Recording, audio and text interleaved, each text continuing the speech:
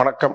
என்னுடைய பெயர் முகமது யூனுஸ். நான் தமிழ்நாடு நீர்வளத்துறையில் அட்மினிஸ்ட்ரேட்டிவ் ஆட்சியாளராக தற்போது பணிபுரிந்து வருகிறேன். எனது மகள் மகாலிங்க பொறியியல் தொழில்நுட்ப கல்லூரியில் படித்து வருகிறார். எனது மகளின் பெயர் முகமது நஃபிஷா. இந்த கல்லூரியில் கட்டடவியல் படிப்பில் சேர்வதற்கு முன்பு இந்த கட்டடவியல் பற்றி நான் அத்துறையிலே 35 ஆண்டுகளாக பணிபுரிந்து வருவதால் அதனுடைய பயன்களை பற்றி தெரிந்ததால் இந்த படிப்பிற்கு எனது மகளினை நான் படிப்பில் சேர்த்துள்ளேன். கட்டடவியல் துறையானது இந்த உலகம் உள்ள வரைக்கும் இந்த கட்டடவியல் துறை பயன்பாடில் இருக்கும். மேலும் பெண்களுக்கு 30% இடஒதுக்கீடு உள்ளதால் அரசு பணியிலும் கட்டடவியல் துறையில் படிக்கும் குழந்தைகளுக்கு நல்ல எதிர்காலம் உள்ளது.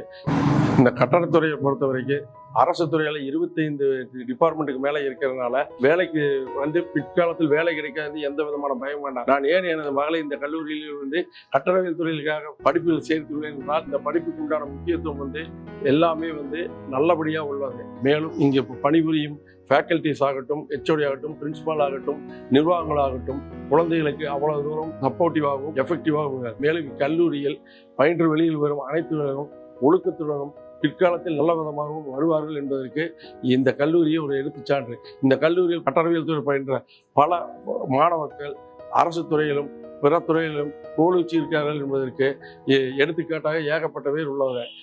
ஆனால் இந்த கட்டடவியல் துறையில் தங்கள் குழந்தைகளை சேர்த்துவதனால் ஏகப்பட்ட வேலை வாய்ப்பு இருக்கும் என்பதை எனது அனுபவத்தில் தெரிவித்துக் கொள்கிறேன். வணக்கம்.